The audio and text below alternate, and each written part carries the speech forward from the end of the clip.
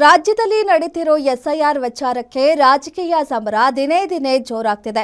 ಮತಪಟ್ಟಿ ಪರಿಷ್ಕರಣೆಯಲ್ಲಿ ಭಾರೀ ಲೋಪವಾಗಿದೆ ಅಂತ ದೋಸ್ತಿ ಪಡೆ ಕಾನೂನು ಸಮರಕ್ಕೆ ಸಜ್ಜಾಗಿದೆ. ಕೇಂದ್ರ ಚುನಾವಣಾ ಆಯೋಗಕ್ಕೆ ಸಾಕ್ಷಿ ಸಮೇತ ದೂರು ನೀಡಿದ್ದಾರೆ. ಹಾಗಿದ್ರೆ ಕಾಂಗ್ರೆಸ್ ವಿರೋಧವಾಗಿ ಮಾಡಿರೋ ಆರೋಪಗಳೇನು, ಏನೆಲ್ಲ ಸಾಕ್ಷಿ ಕೊಟ್ಟಿದ್ದಾರೆ, ಬನ್ನಿ ನೋಡೋಣ. ರಾಜ್ಯದಲ್ಲಿ ಎಸ್ಐಆರ್ ಲೋಪದ ವಿರುದ್ಧ ದೋಸ್ತಿಗಳ ಸಮರ. ಕೇಂದ್ರ ಚುನಾವಣಾ ಆಯೋಗಕ್ಕೆ ಬಿಜೆಪಿ ದೂರು.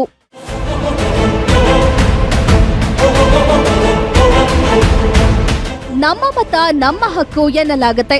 ಆದ್ರೆ ನಿಮ್ಮ ವೋಟ್ ಈಗ ರಾಜಕಾರಣಿಗಳ ಪವರ್ ಗೇಮ್ಗೆ ಅಸ್ತ್ರವಾಗಿ ಮಾರ್ಪಟ್ಟಿದೆ.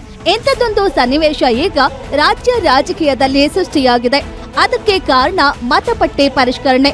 ಕರ್ನಾಟಕದಲ್ಲಿ ನಡೆದಿರುವುದಕ್ಕೆ ಆಡಳಿತ ಮತ್ತು ವಿಪಕ್ಷಗಳ ನಡುವಿನ ಮಹಾ ಜಟಾಪಟಿಯೇ ನಡೀತಿದೆ. ಎಸ್ಐಆರ್ ಪ್ರಕ್ರಿಯೆಯಲ್ಲಿ ಮಹಾ ಅಕ್ರಮವೇ ನಡೀತಿದೆ ಅಂತ ಬಿಜೆಪಿ ಜೆಡಿಎಸ್ ನಾಯಕರು ಗಂಭೀರ ಆರೋಪ ಮಾಡಿದ್ದಾರೆ.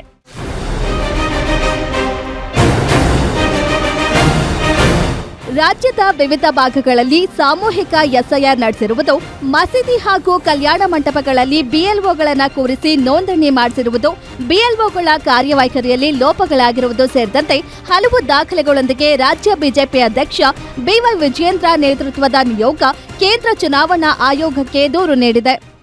ಕೇಂದ್ರ ಚುನಾವಣಾ ಆಯೋಗ ಯಾವ ಒಂದು ಸದುದ್ದೇಶ ಇಟ್ಕೊಂಡು ಮತದಾರ ಪಟ್ಟಿಯ ಪರಿಷ್ಕರಣೆ ನಮ್ಮ ರಾಜ್ಯದಲ್ಲಿ ಪ್ರಾರಂಭ ಮಾಡಿದ್ದಾರೆ, ಇದಕ್ಕೆ ರಾಜ್ಯ ಸರ್ಕಾರ ತಣ್ಣೀರೆರಚುವಂಥ ಕೆಲಸ ಮಾಡ್ತಾ ಇದ್ದಾರೆ. BLO ಬ್ಲಾಕ್ ಲೆವೆಲ್ ಆಫೀಸರ್ಸ್ ಮೇಲೆ ಒತ್ತಡವನ್ನು ಹೇರ್ತಾ ಇದ್ದಾರೆ, ಅವರನ್ನು ದುರ್ಬಳಕೆ ಮಾಡ್ಕೊಳ್ತಾ ಇದ್ದಾರೆ.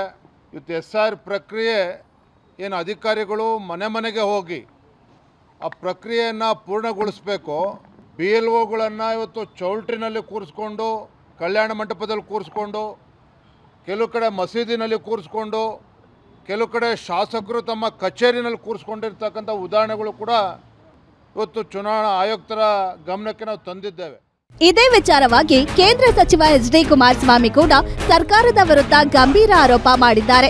ಸಿಎಂ ಪ್ರಭಾವ ಬಳಸಿ ಆಡಳಿತ ಪಕ್ಷದ ನಾಯಕರು ಬಾಂಗ್ಲಾದೇಶಿ ಅಕ್ರಮ ವಲಸಿಗರಿಗೆ ಮತದಾನದ ಹಕ್ಕು ಕಲ್ಪಿಸುವ ಸಂಚು ನಡೆಸುತ್ತಿದ್ದಾರೆ ಎಂದಿದ್ದಾರೆ. ಈ ಸಂಬಂಧದ ವಿಡಿಯೋ ಸಾಕ್ಷ್ಯಗಳೊಂದಿಗೆ ದೂರು ಸಲ್ಲಿಸುವುದಾಗಿ ಎಚ್ಚರಿಕೆ ನೀಡಿದ್ದಾರೆ.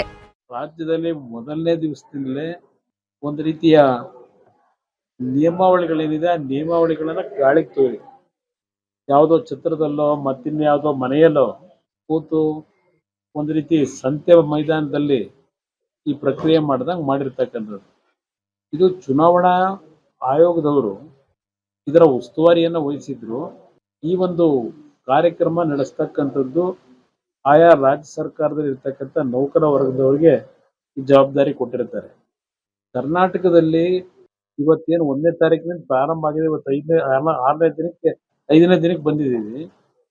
ಇವತ್ತು ಈ ಒಂದು SIR ವಿಷಯದಲ್ಲೇ ಕಳೆದ 2 ವರ್ಷದಿಂದ ಒಂದೊಂದು ರಾಜ್ಯದಲ್ಲಿ ಒಂದೊಂದು ಗೊಂದಲಗಳು ಸೃಷ್ಟಿಯಾಗಿದೆ ಅಂತಕ್ಕಂಥ ಒಂದು ಆಪಾದನೆ ಮಾಡ್ತಕ್ಕಂಥದ್ದು, ಆರೋಪ ಮಾಡ್ತಕ್ಕಂಥದ್ದೇ ನಡೀತಾ ಇದೆ.